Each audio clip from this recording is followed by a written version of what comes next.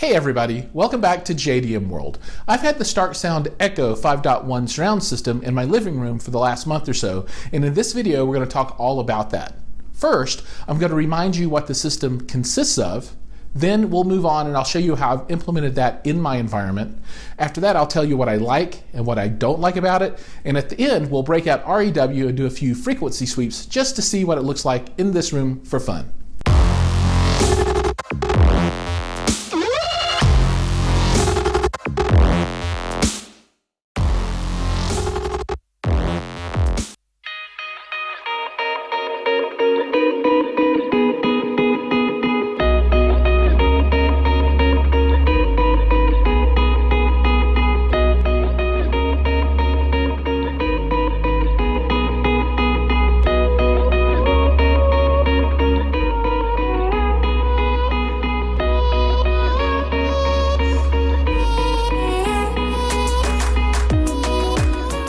The Echo system has two separate components. First is the Echo speaker itself. And this speaker has a 4-inch driver along with a 1-inch soft dome tweeter. This speaker is functional down to around 150 hertz, maybe a little bit lower than that. When I set this up in Odyssey and I ran the sweeps with my Onkyo, it set the crossover for this at 150 hertz. So this speaker sounds awesome, but it doesn't have much low end at all. Now, to make the system really functional, you have to mate these satellite speakers with the subwoofer. And the subwoofer is the Sub 24. And let me see if I can move some of this stuff out of the way here so you can see what it looks like. This is an active 8-inch driver along with two passive radiators that are also 8 inches. And then there's a plate amp on the back, which at this price point is actually pretty nice. You've got gain and then phase, and this is 0 to 180 degrees, right? So this is continuously variable. And then crossover as well. Now I use a crossover out of my AVR, so I don't necessarily use this one, so I just bump it up all the way. You have balanced inputs and RCA inputs, so this will work with a more of an audiophile type system if that is what you're running. So I set these speakers up as a standard 5.1 surround sound system, meaning that I've got a left, right, a center, a subwoofer, and then two surround speakers on either side of the main listening position. So this is my left, sub is here, and this is all being powered off of this Onkyo. And this is an older unit, gosh, and this is a TXNR 636. And then for center, I set that right on top, and that's centered between the left and right, and for the room pretty much as well. And that'll take you then over to our right. Now this is all just cabled with a regular speaker cable. This is 12 gauge, and it's just stripped and it goes into these spring connectors on the back of the speaker itself. And this is how I have it set up on all of the surrounds as well. And this is a Sanus speaker stand, which really fits this driver well, that box. And then let's go on to the back, and you can see I've done the same thing for the left and right surrounds. So now, just for fun, we're going to measure this Sub 24 and see what it looks like in REW. Now, I am not measuring at the main listening position, and this is in a room. I'm not outdoors, so this for all the folks out there that are going to say, "Hey, that measurement means nothing." Well, okay, maybe it means nothing, but we're going to see if it can actually reproduce some frequencies, and I think that's pretty fun. So yes, this is not a scientific measurement of what the sub is capable of or what it might look like in your room. This is only what it looks like in here, but I think it's still pretty cool. Now, if you've never used REW before, that is the tool that I'm in now. So you'll pop this open. There's a lot of config that goes into it, but it's really easy to use this. So we are going to do a measurement.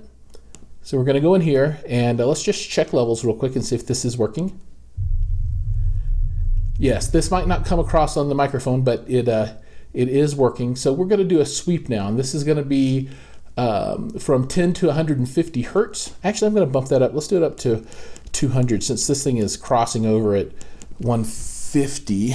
And I've got the crossover on the sub itself bumped up all the way, and we are outputting on channel 1.4. So that is the subwoofer channel in the 5.1 system. So let's go ahead and start this and do a a quick little measurement.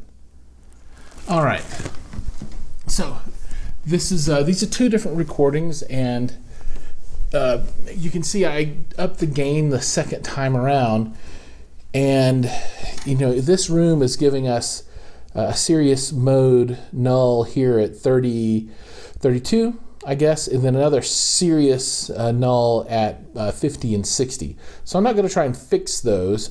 Obviously, I'm not tuning now. I just wanted to run this and see what it looks like. But if we could, it looks like we would be able to take this subwoofer and somewhere around, maybe 23 hertz, maybe 24 before it just tanks out all the way.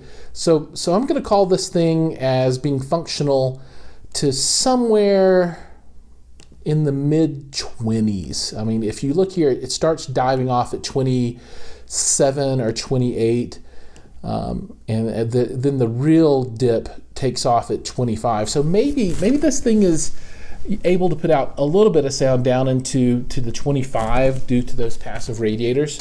So anyway, that's kind of what the sub looks like with a measurement in a non-critical position and not being set up at all, right? But I think that shows that it can get down sub 30, and if you took time to do a subwoofer crawl, you could probably get this into a decent situation in your room.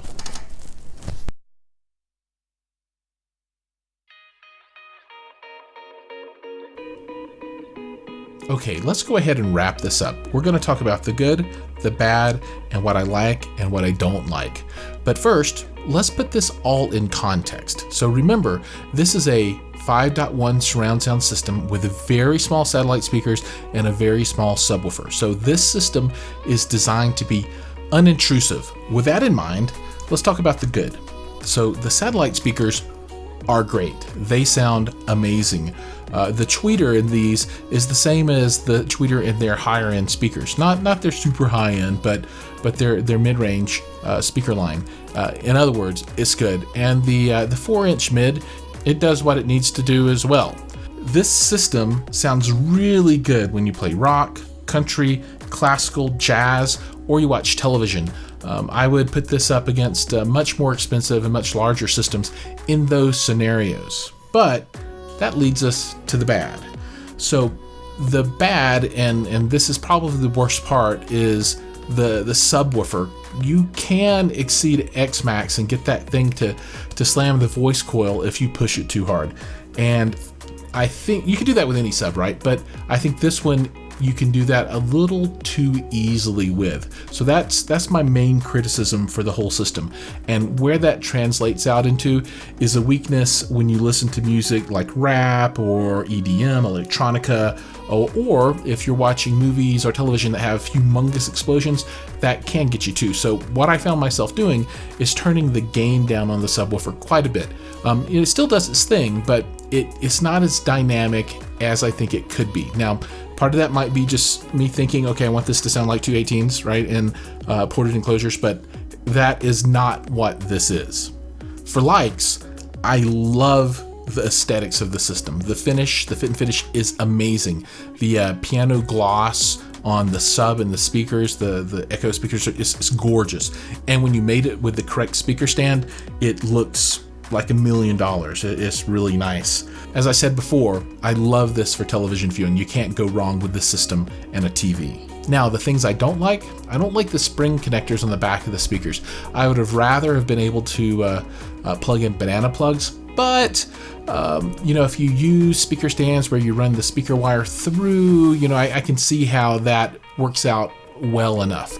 But still, 5-way binding post would have been nice as opposed to the spring-loaded connections. And the other piece, as I said, is the subwoofer. It sounds great, but it just isn't dynamic as I would like it to be. So hopefully this has given you insight into the Starke Sound Echo 5.1 surround sound system. If you like the video, please click the like button. Please leave a comment below and let me know what you think about the video, what you think about the system. And as always, thank you for watching, and I'll see you in the next video.